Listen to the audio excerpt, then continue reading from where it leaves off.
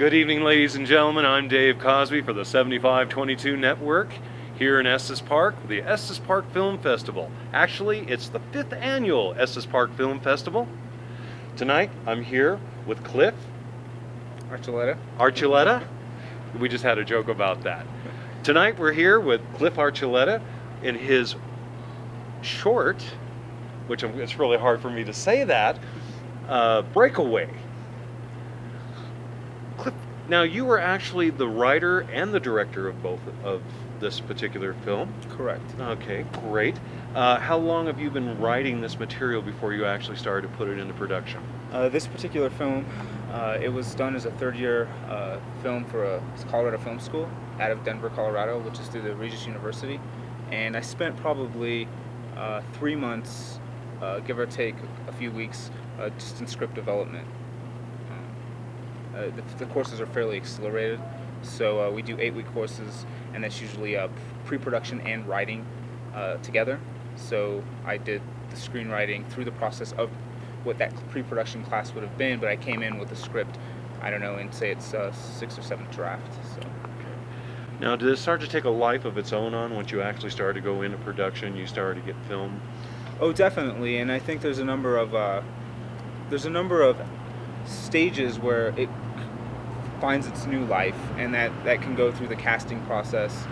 You know, you have the script, you have this idea, you think it's what it's going to become, and then you find the people who you think are going to be perfect for it, and then it sort of changes. Maybe they're not the precise vision that you had, or maybe they offer something new that you didn't think of. And I think that that's one of my favorite aspects of filmmaking, is that things are constantly changing and evolving and coming together in a way that you never expected. So it took a life of its own on. Definitely. Well, then that's how the process is supposed to go. That's great.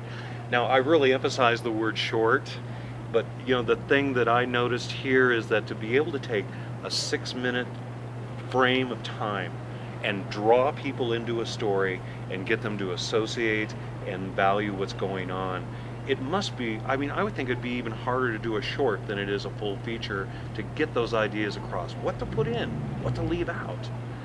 Did you find yourself going through debates on that aspect?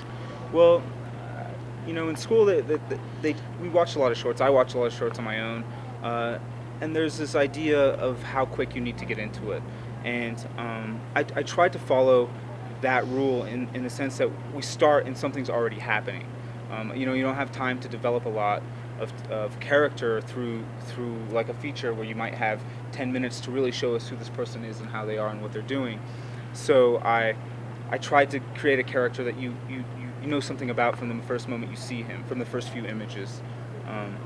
And with that, I would say that I tried to, not knowing anything about features, I tried to follow that idea to be as immediate and give us as much information without giving us too much information as possible.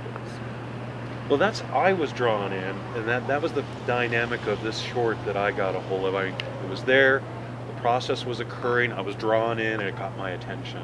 And so it was really stimulating for me to see that done, and I could only fantasize the dynamics that you were actually using, or probably really working over in your mind what tool to use to actually draw people's attention in. Well, it's frustrating for me because I don't want to make a film that's too everything's too overt. You know everything, and it just has that idea of entertainment. I want people to somehow meet the film in some part of the way with engaging and thinking through what exactly does this mean, why is this here, and to stimulate that process. And you know, as a student, it's really tough. There's not a ton of examples coming through our system that say this is how it's done. So it's a lot of experimentation. Well, that's because I was drawn in, and I found myself participating, actually, rather than just being fed information. I bought into it, and I was participating into it, and that's what really stimulated me about it. Thank you. So, no, it was a pleasure. It was great. Okay, so from here, what do you do? Now, you've been taking this on the road. You've been taking your short to film festivals here. We have some other film festivals in the future we're looking at right now. Hopefully, we're waiting to hear back from several. Last week we were in DC at DC Shorts, which is a pretty. I think they have something like 95, 97 shorts last week out of 1,000, which was pretty cool. There were a lot of great shorts, Student Academy Award winners, and I got to play with some really quality films, and I thought that it was a great experience. It's a great experience to be here. There's definitely some great films that I've been seeing over the past few days, and it's exciting. So you're having a good time, Definitely. too. Well, I notice you've been interacting with a lot of the filmmakers, so you find this camaraderie really advantageous for your pursuits. Yeah, definitely. I feel that it's we're all here doing the same thing. We all do this because we love it, and I made a joke. I didn't mean to, but yesterday in the Q&A after the film played, people started laughing because I said I can't do anything else, and what I meant was I couldn't allow myself to do anything else. This is what I have to do. You have to be true to yourself, and this is Right. what you're supposed to be doing. Correct. Outstanding, Cliff. I want to thank you very much for joining us this evening. I want to thank you.